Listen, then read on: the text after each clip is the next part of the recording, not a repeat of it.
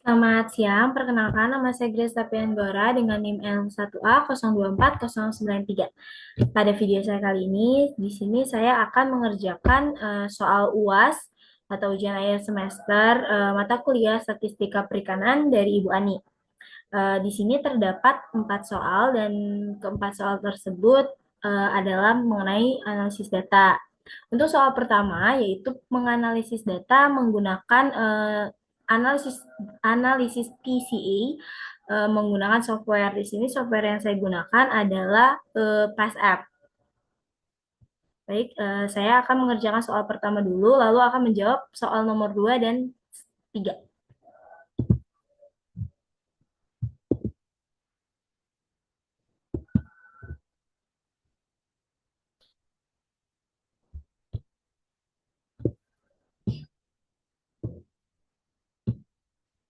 Baik, untuk pertama-tama di sini kita bisa lihat terlebih dahulu untuk soalnya ini sudah saya copy untuk data yang diberikan, sudah saya taruh di Excel dan ini akan saya copy dan akan saya pindahkan ke Pass App-nya.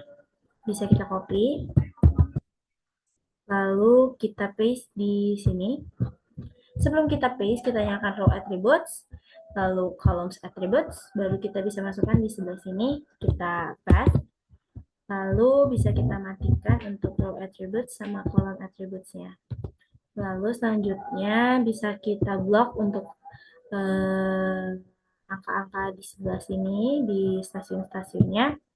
Kita multivariate, ordination, PCA, lalu kita ubah matriksnya, lalu kita recompute, dan kita cek untuk scatter plotnya. Row labels kita checklist, bplot kita checklist, lalu NGO value kita checklist. Dan ini adalah hasil dari scatter plot. Baik, di sini saya akan menjelaskan mengenai scatter plotnya terlebih dahulu. Untuk scatter plot ini dia terdiri atas sumbu X dan sumbu Y, di mana sumbu X dan sumbu Y merupakan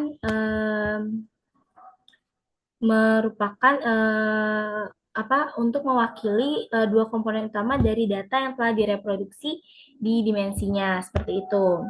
Misalnya komponen satu itu menjelaskan variasi terbesar, untuk komponen kedua itu dia dimensi kedua terbesar.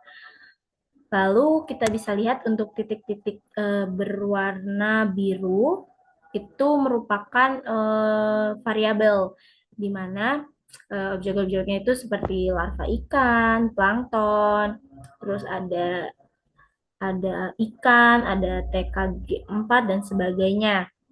Nah, untuk selanjutnya ada yang namanya garis hijau atau yang bisa kita lihat di sini nih di stasiun-stasiun ini ada garis hijau ya. Itu merupakan menunjukkan arah atau kekuatan pengaruh masing-masing stasiun terhadap distribusi biotanya. Arah vektor menunjukkan korelasinya, korelasi positif dengan komponen.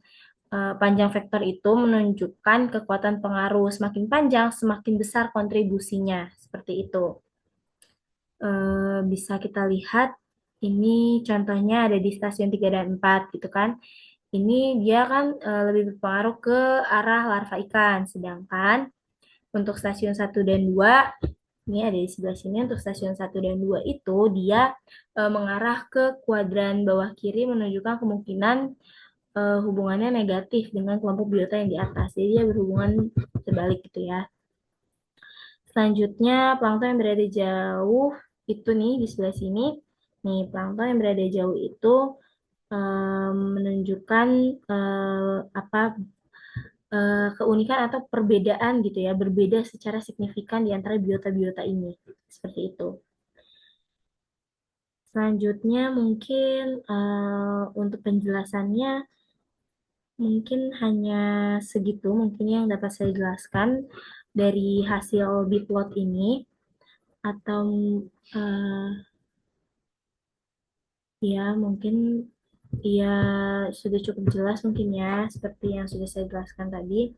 Selanjutnya saya akan menjawab untuk soal nomor 2 dan nomor 3 seperti itu. Di mana soal nomor 2 itu dia berisi berdasar hasil stasiun mana yang relevan ya, yang paling relevan untuk pemijahan ikan.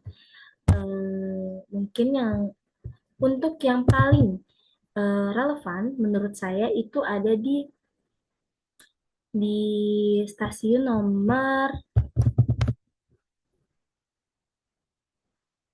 di stasiun nomor 4. Kenapa saya bisa sebut di stasiun nomor 4? Karena dapat kita lihat ya, untuk daerah pemijahan atau ini tuh jumlah larvanya tinggi di stasiun nomor 4 ini.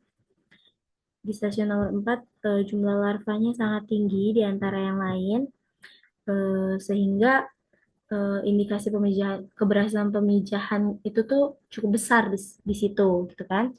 Lalu kualitas air optimal itu DO-nya cukup, terus pH-nya netral ke basah, terus suhu harus stabil, kecerahannya baik, itu terdapat pada stasiun nomor 4. Kenapa? Karena bisa kita lihat di sini untuk DO-nya aja dia 7,2, di mana itu cukup.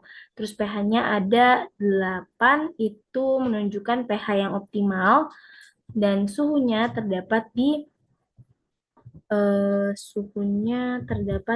28 derajat Celcius, 28,5 derajat Celcius, di mana itu optimal. Kecerahannya 100, itu sangat baik.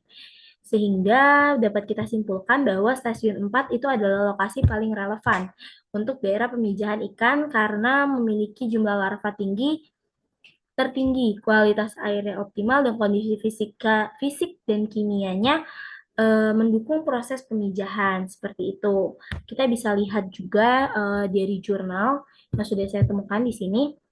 Di sini mengatakan bahwa untuk pemijahan sudah saya garis bawahi beberapa yang menurut saya memang relevan dari hasil yang sudah saya berikan. Menyatakan bahwa daerah seperti ini ya.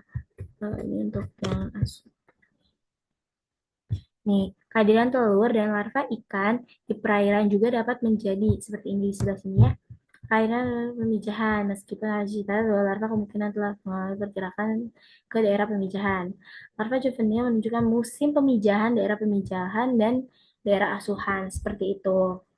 Lalu selanjutnya saya akan menjawab untuk soal nomor 2, di mana soal nomor 2 itu eh, stasiun paling relevan untuk daerah asuhan ikan.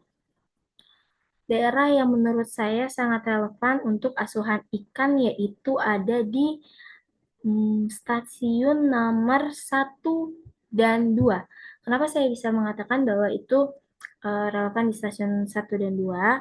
Karena pada stasiun 1 itu dia memiliki plankton tertinggi, di mana ada di 12, di 12567,0, dan sebaliknya juga tidak terlalu jauh berbeda, sehingga dapat dikatakan bahwa dia memiliki kualitas plankton yang tinggi. Dan bentos di stasiun 1 dan 2 pun tergolong cukup sebenarnya tidak terlalu tinggi, tapi ini juga bisa dikatakan hampir sama di stasiun 3 dan 4, 3, 4, 5 ya. Seperti itu. Lalu untuk DO dan pH-nya bisa dikatakan cukup cukup optimal. Oleh sebab itu dapat kita simpulkan kenapa stasiun 1 dan 2 itu karena dia memiliki plankton yang tinggi. Lalu karena sangat penting ya, karena kalau ada banyak plankton itu sangat penting, apalagi untuk pakan utama larva dan juvenil ikan. Lalu yang kedua di kualitas airnya juga di kedua stasiun ini tuh sangat baik untuk pertumbuhan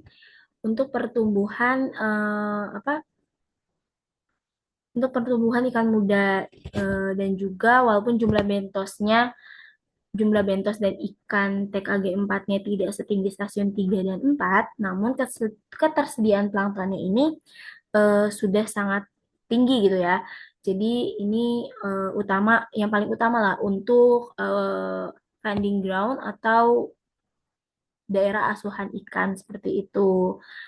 Baik, mungkin untuk jurnal yang saya dapatkan itu ada di sini untuk asuhan ini untuk pemijahan, lalu untuk asuhan ikan ada di sebelah sini.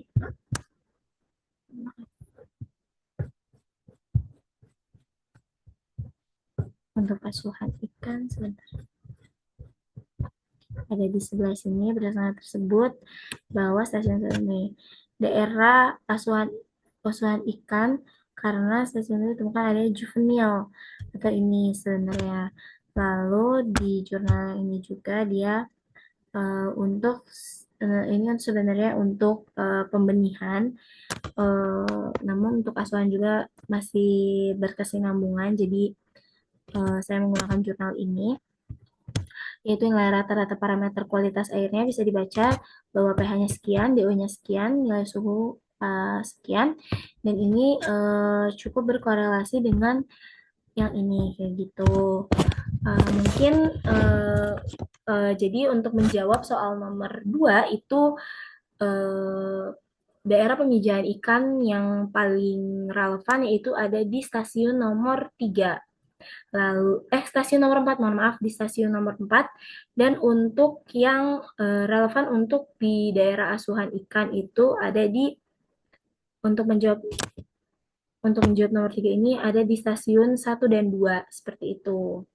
Jadi bisa kita simpulkan untuk jawaban nomor 2 itu stasiun 4, untuk jawaban nomor 3 yaitu stasiun 1 dan 2.